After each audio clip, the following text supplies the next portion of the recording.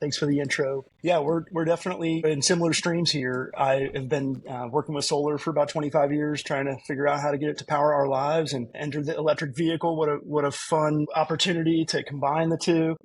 My focus has been in kind of independence and resilience. I was on the solar coaster for many, many years doing commercial installs, doing design work, running up and down rooftops, both residential and commercial, and, getting into something smaller scale with GoSun, launched it on a Kickstarter about a decade ago to develop like consumer-based solar-powered appliances for recreation and resilience. And that has entered a whole new career and kind of my path as both entrepreneur and inventor.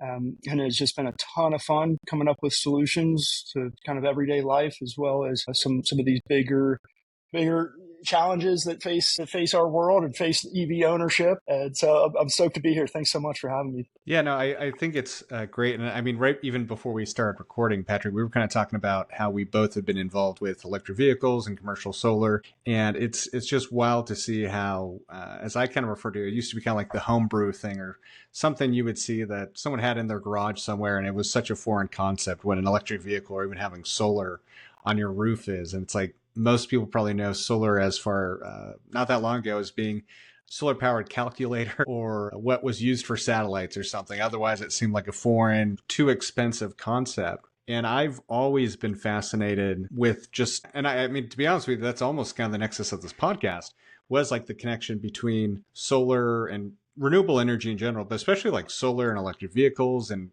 the role the grid can play. And one of the things I've always just thought is so interesting, and I try not to get really into politics on this side, but it's just like, I've never quite understood why people wouldn't be. I understand if you don't want to have it or whatever, but I think I've never fully understood why people are against it in a lot of ways where it just enables you to kind of have that independence. I can kind of get the HOA aesthetic argument. That's its own podcast. We won't talk about that today.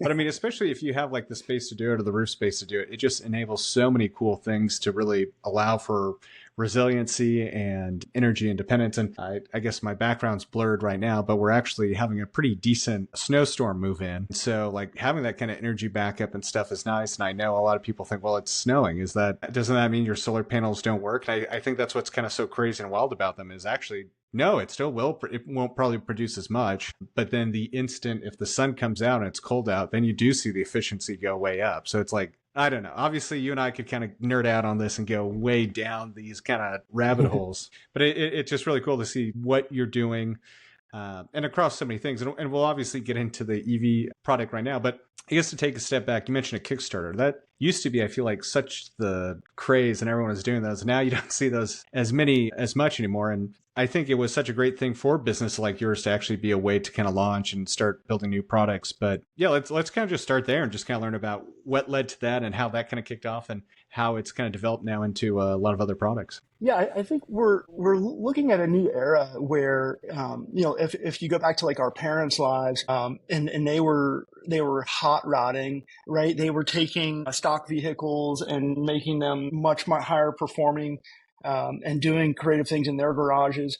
I know my father was a muscle man, muscle head, muscle car driver, and always tweaking and tuning up his vets. That same thing's kind of happening in our generation, but in more of this, what I would consider this renewable energy advent, like people that are innovative, kind of artistic, nerdy, they're tinkering in their garages on electric cars, on solar systems, battery systems, and we're kind of quietly ushering in a new era. Maybe it's not as vain or in front of everyone. It's not as cool as the hot rod era, but it kind of ties in what you were sharing. Like, it's surprising to me that more people aren't doing it. I've always been a tinkerer. I've always wanted to come up with solutions. I've always seen kind of the shortcomings of the fossil fuel dominated paradigm that we're in, and the shortcomings of pollution. When I was a kid, I watched somebody dump a bunch of oil into our neighborhood creek. I had the creek, thriving with fish and amphibians, and that oil spill, one single car change of oil, like about 5 liters, destroyed everything in the creek for the whole summer. And that just kind of turned me into more of a problem solver. You don't have to call it an environmentalist, but it just a charge to kind of get away from the mess of utilizing this dark fuel. It's like we don't really have to make fire. You know, we can drive silently. We can drive on sunshine on electric power, and that's kind of been the thrust for a lot of my career.